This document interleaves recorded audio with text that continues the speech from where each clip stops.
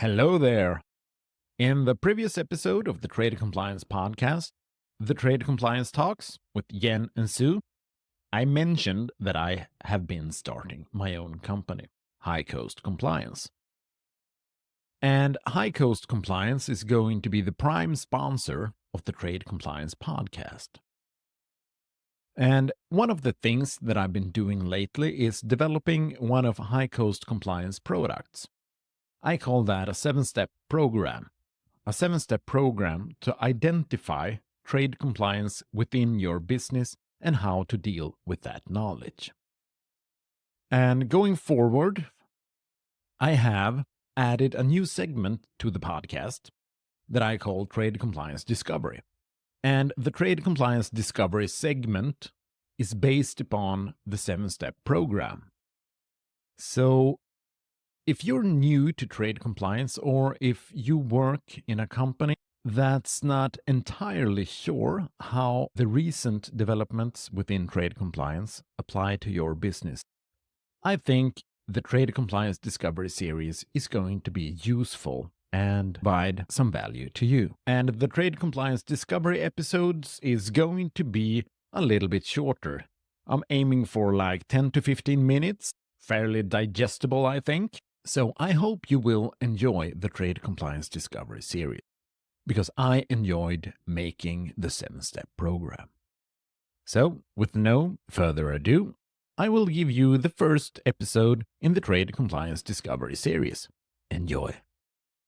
Welcome to the first episode in the Trade Compliance Discovery segment, where we guide businesses and entrepreneurs through the crucial steps of identifying and managing export controls in their operations.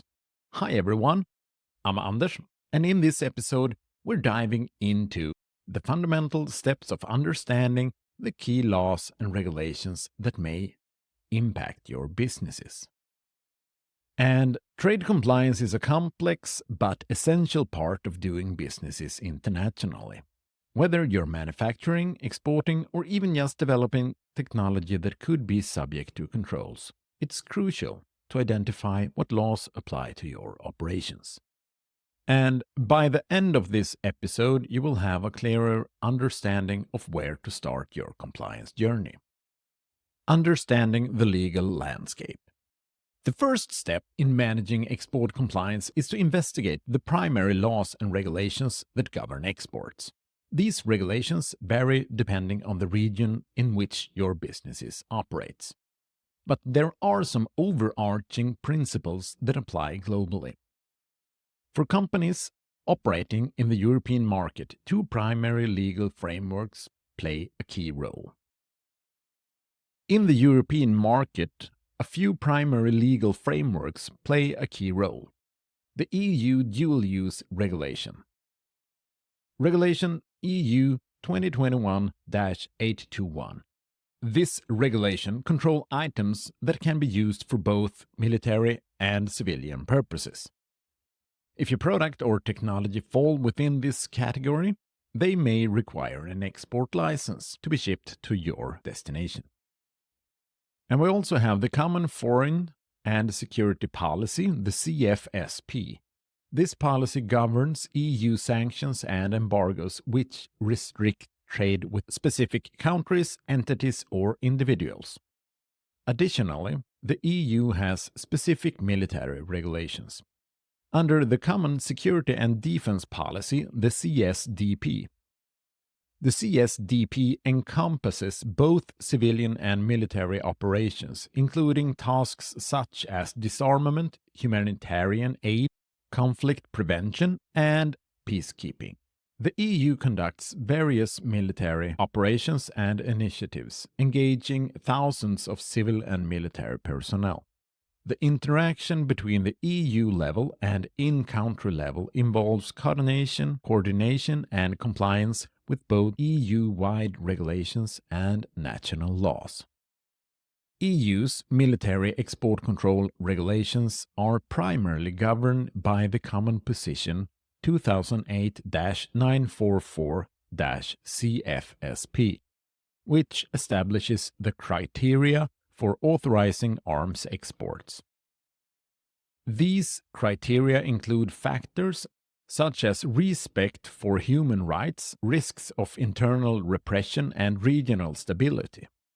Each EU member state is responsible for implementing and enforcing these controls through national laws and licensing processes.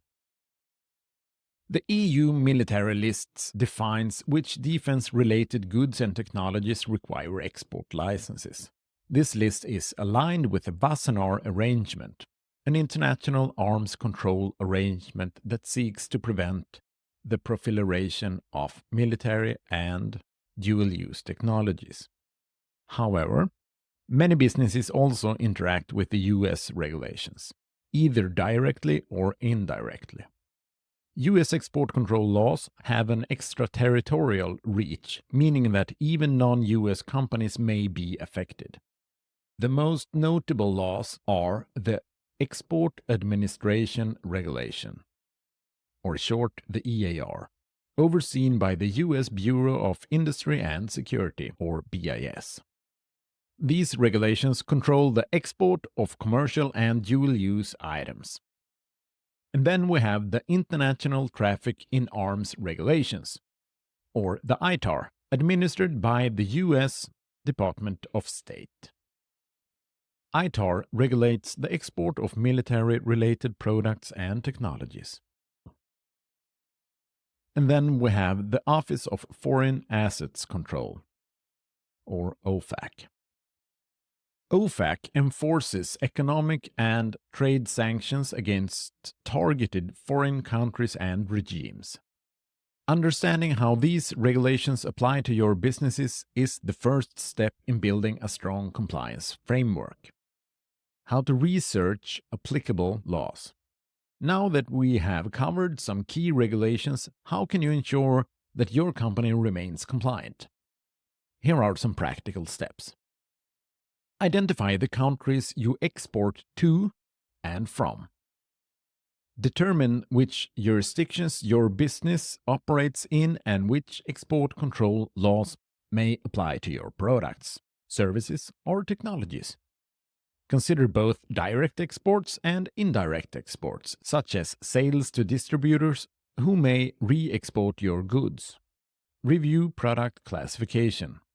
Check whether your goods, software, or technology are subject to export controls by referring to classification lists, such as the EU Dual Use List or the US Commerce Control List, the CCL.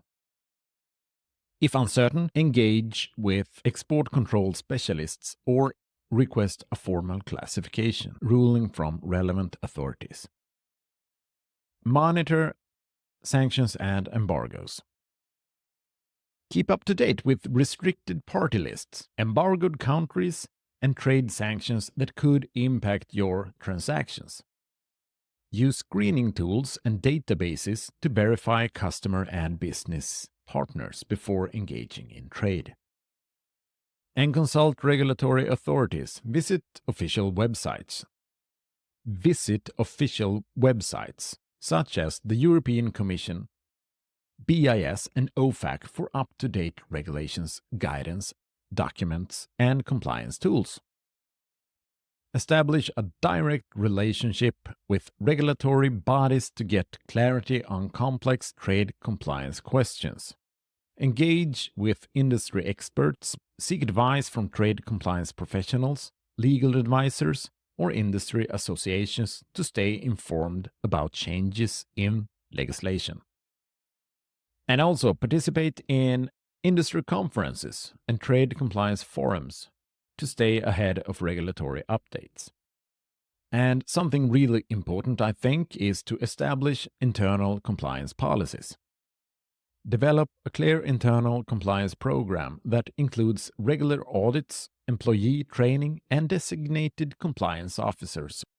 Ensure all employees handling export transactions understand the company's compliance responsibilities. Utilize compliance technology. Implement automation tools and software to monitor and track compliance requirements. And something on the rise is to consider AI-driven solutions for trade compliance screening and risk assessment. And here's a little case study for you. The consequences of non-compliance. To illustrate the importance of compliance, let's look at a real-world example. In 2020, a European technology firm faced a $10 million penalty for accidentally supplying controlled semiconductor components to a sanctioned country. Due to insufficient compliance checks, the company unknowingly violated both EU and US regulations. As a result, they suffered financial losses, reputational damage, and loss of export privileges. Another example involves a US software company that exported encryption software without obtaining the necessary export licenses. The US government imposed a significant fine and required the company to implement a strict compliance program to prevent future violations. These cases highlight why robust compliance measures are crucial. Even small businesses must be vigilant, developing a compliance mindset. Successful compliance programs don't just happen. They require commitment from leadership and a strong corporate culture that prioritizes regulatory awareness. Here are some ways to foster a compliance-focused mindset. Regular training. Educate employees on the latest export control regulations and company policies. And risk assessment. Conduct regular evaluations of your supply chain and business partners to identify potential compliance risks. And cross-department collaboration. Ensure legal, sales, and logistic teams work together to implement compliance best practices. Record keeping. Maintain detailed records of export transactions, classification decisions, and licensing requirement to demonstrate compliance if audited. And to also learn from experience. Whistleblower protection.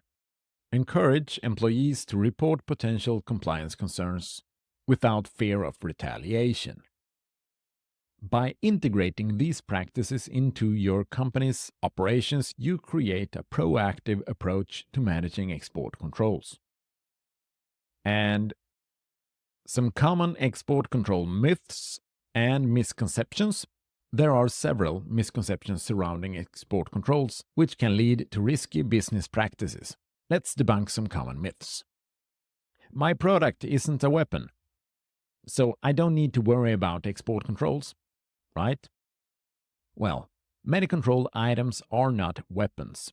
Even software, encryption technology, and industrial equipment can be subject to export controls. If a customer signs a contract stating that they won't re-export, I'm not responsible. You kinda are. You are still responsible for conducting due diligence and ensuring compliance. Simply having a contract is not enough to avoid liability. Export compliance is only necessary for large corporations. Well, small businesses can also face penalties for non-compliance. In fact, they may be at greater risk due to limited compliance resources. If I am exporting within the same company, I don't need a license. Intra-company transfers of controlled technology or software can still require authorization, especially in the case of ITAR or EAR controlled items. I only sell domestically, so export controls do not apply to me. Well, if your products or technology accessible online, or if you collaborate with foreign partners, export control laws may still be relevant. Conclusion and key takeaways. To recap, the first step in our compliance journey is understanding which export control laws apply to your business. By identifying relevant regulations, classifying your products correctly, and staying informed about sanctions and trade restrictions, you lay the foundation for a robust compliance program. In the next episode, I will talk about familiarizing yourself with the different regulations that could apply to your business, both international and domestic regulations, and how to use official web pages from different authorities to guide you in your compliance.